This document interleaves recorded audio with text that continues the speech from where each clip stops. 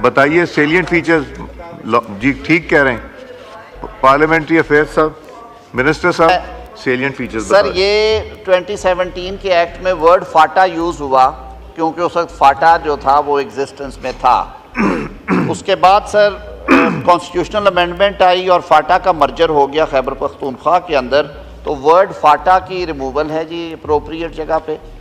एक टाइपोग्राफिकल है, वो word title of the section आना था क्वालिफिकेशन, वो डिस्क्वालिफिकेशन आ गया है, उसकी वो करेक्शन है। ये दो चीज़ें हैं, इसके अलावा नहीं है। बिल्कुल ये दो बातें लिखी हैं।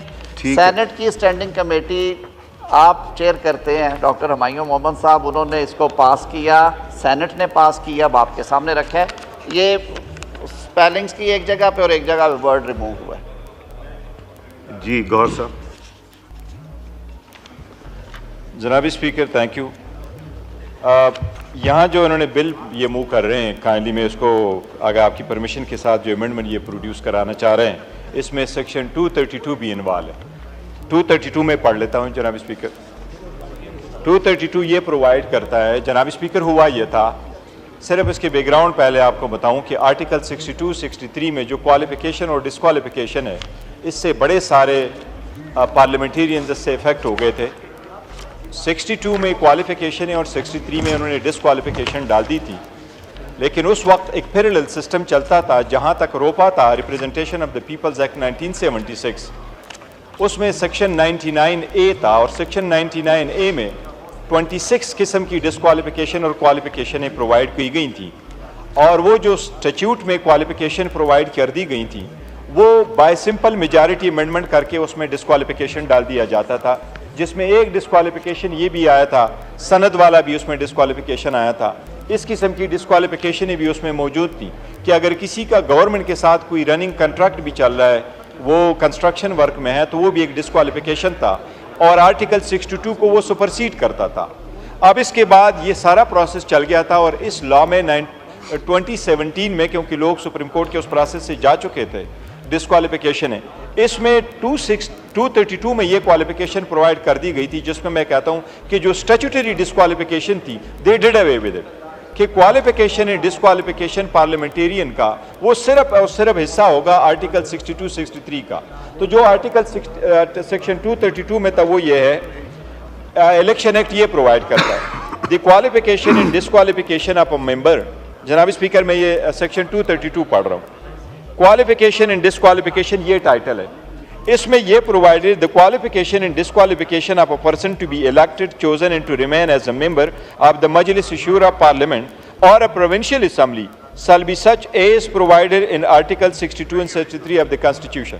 आगे लिखा है, provided that the procedure, manner and duration of the disqualification and qualification under this section shall be as such as specifically provided in the relevant provision of Article 62 and 63 of the Constitution, and where no such procedure, manner or duration has been provided for therein, the provision of this act shall apply। Notwithstanding anything contained in this law, the clause shall be 25। इन्होंने last time इसमें amendment ये करवाई थी कि 62(1)(f) का जो supreme court ने interpret कर दिया था कि उसमें अगर डिस्क्वालिफिकेशन करे तो ड्यूरेशन नहीं है, वो फॉर लाइफ होगा। इसके लिए उन्होंने लास्ट टाइम अमेंडमेंट यही करवाई कि पहली हुकूमत में कि ये 5 साल होने चाहिए। अब जनाब स्पीकर ये डिस्क्वालिफिकेशन ये लेके आ रहे हैं, ये इस एक्शन के तहत ये लेके आ रहे हैं और सेक्शन 232 को भी कर रहे हैं। फॉर इंस्टेंस अगर ये सिर्फ फाटा का लफ्ज ऐड करना चाहते हैं, नथिंग लाइक इट, लेकिन ये सेक्शन 232 में ये क्या ऐड करना चाहते हैं, in the election in 2017 hereinafter as the same for the marginal qualification and disqualification, the marginal heading disqualification on account of declaration by court shall be substituted। ये court के थ्रू डिस्क्वालिफिकेशन ऐड करवाना चाहते हैं। जनाब speaker court के through disqualification नहीं होने चाहिए, ये प्रोसेस ऑलरेडी सेटल हो चुका है। क्वालिफिकेशन डिस्क्वालिफिकेशन वो है जो आर्टिकल 62 में, लेट्स सपोज अगर कोर्ट ने किसी को डिस्क्वालीफाई किया फॉर वन थिंग, वर्डिंग लिख लिया, वो डिस्क्वालिफिकेशन नहीं होने चाहिए, वो स्टैट्यूट के थ्रू इसमें डिस्क्वालिफिकेशन नहीं होने चाहिए। ये एक दूसरे को करने के लिए आपको अंदाजा हुआ होगा ये टारगेट किसको करना चाह रहे हैं? लॉ मिनिस्टर साहब, लॉ मिनिस्टर को अगर आसान तरीके से समझना चाहे मैं वो पेश कर देता हूँ। जो अमेंडमेंट से आपको डर आ रहा है वो अमेंडमेंट हो चुकी हुई है, that is already part of the election act 2017। ये जो एक ड्रैकोनियन फैसला आया था जिसमें ताहयात नाअहली लिख दी गई थी कि आप मरने तक नाअहल रहेंगे, और सैकड़ों लोगों को घर भेज दिया गया था, वो इस पार्लियामान ने अल्लाह के फजल से ठीक की और सुप्रीम कोर्ट में वो मैटर गया, सुप्रीम कोर्ट के लार्जर बेंच ने उसको अपहोल्ड किया। आप हमेशा कहते होते हैं कि व्हील घूमता है, मैं इस ऐवान भरे ऐवान में ये कह रहा हूँ कि आपके लोगों ने सेनेट में उसे अपोज नहीं था किया, बिकॉज दे वर एप्रीहेंडिंग कि आपका जो लीडर है वो ताहयात डिस्क्वालीफाई हो रहा है, उसके बावजूद हमने उसे सपोर्ट किया। खुदारा हर चीज़ में मेलाफाइडी ना ढूंढा करे, बोनाफाइडे एक्शंस के ऊपर भी आप बात मेलाफाइडी की तरफ ले जाते हैं, वो it is already part of section 232 कि notwithstanding anything contained in any order, decree, judgment of a court or anything in the law, any disqualification provided under Article 62, 63 shall not run beyond 5 years। और ये एक logical बात है, contempt में आपको सज़ा हो 5 साल के बाद आप बहाल हो जाते हैं, आप कत्ल के इल्ज़ाम में सज़ा झेल के आए, सज़ा पूरी करने के 5 साल के बाद आप क्वालिफाई करते हो इलेक्शन लड़ने के लिए, लेकिन एक फतवा आ गया कि अगर आप सादिक और अमीन नहीं तो ताहयात घर में बैठेंगे, आप फलां नहीं है तो आप ताहयात बैठेंगे, उसको ख़त्म किया था। वो एक ड्रैकोनियन फैसला था और फिर सुप्रीम कोर्ट ने अपनी ही कॉन्स्टिट्यूशनल जुरिस्डिक्शन में ना सिर्फ इस अमेंडमेंट के मुताबिक डिसीजंस किए, एक तरह से इसको अप्रूव किया, जो उनके पुराने फैसले थे उसमें उन्होंने तस्हीह करके तमाम लोगों को इजाज़त दी, और कई हमारे दोस्त होंगे जो अब इस्तीफ़ा इलेक्ट होकर आए हैं उसकी वजह से। ये हेडिंग है गौहर साहब, आपको मालूम है कि हेडिंग की वजह से कभी कानून की रूह चेंज नहीं होती, दोनों में ऊपर आ गया क्वालिफिकेशन डिस्क्वालिफिकेशन। आप एग्जिस्टिंग प्रोविजंस दोनों पढ़ लें, 62, 63 मनोअन अप्लाई करता है। हमने जो ऐड किया था कि डेक्लरेशन ऑफ कोर्ट के ज़रिए से या जो डिस्क्वालिफिकेशंस वहाँ पे आती हैं वो भी बियॉन्ड उस लिमिट से नहीं जाएंगी, ये उसकी कॉरेस्पॉन्डिंग प्रोविजन है, इसमें कोई चेंज नहीं है। और आई एम स्पीकिंग एट जी गौर साहब ब्रीफली बता दें। जी गौर साहब, इनकी कंसिक्वेंसेज हो सकती है, उसकी रीजन है। टाइटल अभी जो है ना वो है क्वालिफिकेशन एंड डिस्क्वालिफिकेशन, उसमें कोर्ट शोट का नहीं लिखा हुआ कहीं भी, ना आर्टिकल का लिखा है क्वालिफिकेशन एंड डिस्क्वालिफिकेशन। अब ये चेंज कर रहे हैं तो ये कहते हैं disqualification on account of court declaration. आप इसकी पूरा सीक्वेंस पढ़ ले 232 का, वहाँ कोर्ट का जिक्र नहीं लिखा आ रहा है, लेकिन मार्जिनल आप क्यों चेंज कर रहे हैं? जनाब स्पीकर, मेरी इतनी गुजारिश होगी कि अगर है तो ये वहाँ से पास होके आया, बेशक आप उसको कमेटी में दे दे, फिर वहाँ फिर देखे पूरे स्टैट्यूट हम इनके सामने रखेंगे कि मार्जिनल नोट्स का क्या असर होता है, उनके हेडिंग का क्या असर मेरा ख्याल है होता है। लेट्स मूव फॉरवर्ड, इसको बाद में अमेंडमेंट देनी होगी, अगर कोई ऐसी चीज़ तो उसको कर लीजिएगा। मेरा ख्याल है आजम साहब नमाज का पास लॉ मिनिस्टर। अरे मैं अदब से मेरी बात, मुझे कोई इशू नहीं है, मेरी बात सुन लें सर, ये अब बहस पर बहस है। मैं सिर्फ ये कह रहा हूँ कि वो अमेंडमेंट जिसमें कोर्ट का जिक्र आया वो पिछले साल हुई है, उसको इन लाइन और सिंक करने के लिए ये डाला जा रहा है सर, इसमें वो अब है 232 में। चलें इसको बाद में फिर लॉ कमेटी में डाल देंगे, अमेंडमेंट कर लीजिए। Now I put the motion to the house. The question is the bill further to amend the Election Act 2017, the Election Amendment Bill 2024, as passed by the Senate, be taken into consideration as one. All those in favor of it may say aye. All those against it may say no. I think ayes have it. Consequently, motion is adopted. Clause पे आ जाइए, clause 2. The question is that clause 2 do stand part of the bill. All those in favor of it may say aye. All those against it may say no. I think ayes have it. Consequently, clause 2 stands part of the. The question is that clause 3 do stand part of the bill. All those in favor of it may say aye. All those against it may say no. I think ayes have it. Consequently, clause 3 stands part of the bill.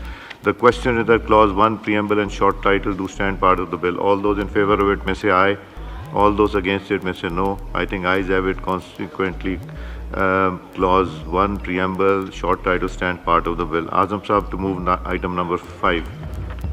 Sir, I wish to move नहीं sir, ये इसको कर रहे हैं, बाकी committee में amendment लानी होगी ले आइए, डाल दीजिएगा, कोई अमेंडमेंट वगैरह और लानी होगी ले आइएगा। मैं फिर दोहरा रहा हूँ, इसमें कोई जो आप बात कर रहे हैं वो अमेंडमेंट से पहले की थी सर, ऑफ द हाउस पे कह रहे हैं जी।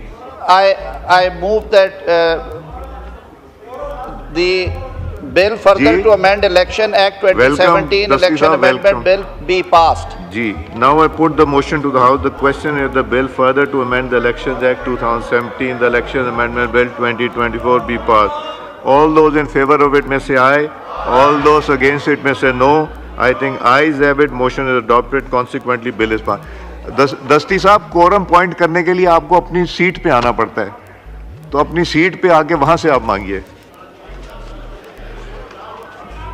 जी।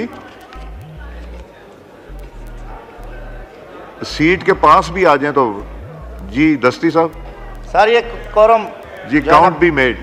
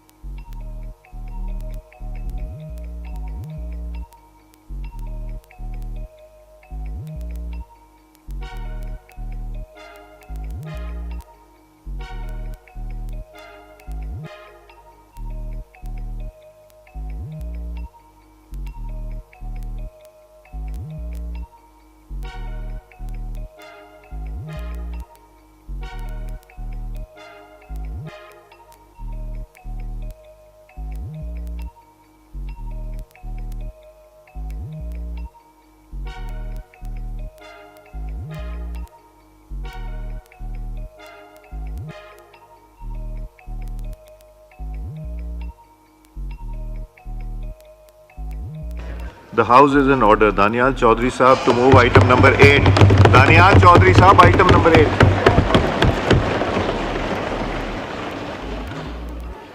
Janaab Speaker, I wish to move under Rule 288 of the Rules of Procedure, Code and Conduct of Business in National Assembly 2007, the requirement of Rule 51 of the said be dispensed with in order to transact private members' business. Now put the motion to the House. It has been moved under Rule 288 of Rules of Procedure and Conduct of Business in the National Assembly 2007 that the requirements of Rule 51 of the said rules be dispensed with in order to transact the private members' business. All those in favor of it may say aye. All those against it may say no. I think ayes have it and the motion is resolved. Danial Chaudhary Sahab to move item number 9. Sir, I wish to move that the bill to regulate holding of public assemblies at certain places in Islamabad Capital Territory and to provide matters ancillary thereto, peaceful assembly and peaceful public order bill 2024 as passed by the Senate to be taken into consideration at once. जी आमिर डोगर साहब, आमिर डोगर साहब जी। Speaker साहब ये speaker साहब ये bill हमें फरंगी के ज़माने की याद दिला रही है। कभी आमरीत के डिक्टेटर के ज़माने में भी ऐसा नहीं हुआ कि कल हम जलसा करने जा रहे हैं और आज ये बिल मंजूर करवा के अपनी अथॉरिटी को मिसयूज़ करके सज़ाएं देना चाहते हैं। ये क्या जमहूरी माशरा है? स्पीकर साहब मेरा आपसे सवाल है, अगर हम किसी वायलेशन करते हैं पब्लिक प्रॉपर्टी की, असेंबली की, पीसफुल हम अपना प्रोटेस्ट नहीं करते, एक ज़ाब्ता इखलाक हमें डीसी ने दिया है कोई भी पब्लिक गैदरिंग, कोई भी जलसा मुजाहरा आइन ने पाकिस्तान कानून हमें उसकी इजाज़त देता है, और अगर उसकी वायलेशन करते हैं तो स्पीकर साहब कानून में उसकी पहले से लॉ मौजूद है, उसकी सज़ा भी तजवीज़ है।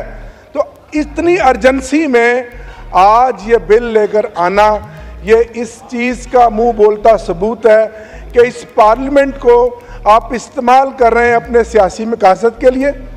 पिछले 6.5 माह से इस पार्लियामेंट में जितनी लेजिस्लेशन हुई है वो तहरीक इंसाफ के ख़िलाफ़ हुई है। हमारे ख़िलाफ़ जो जुल्म की दीवारें खड़ी की जा रही हैं, स्पीकर साहब हम इसको अपोज भी करते हैं। और अभी ये दस्ती आइटम के ज़रिए एक प्राइवेट मेंबर का बिल है, इतनी क्या अर्जेंसी है? हम इसमें अमेंडमेंट भी देना चाहते हैं और हम आपसे गुजारिश करेंगे कि इस जालमाना, इस आमराना ये जो कानून बनाया जा रहा है, ये अंग्रेज़ बनाता था। प्री पार्टीशन तो हमने ये चीज़ें सारी देखी थी, आवाज़ को रोकने के लिए, आज़ादी राय को रोकने के लिए। ये आज के इस जमहूरी दौर में 2024 में इसकी मिसाल नहीं मिलती। ये फाशिस्ट और ये फस्तायत की इंतहा है।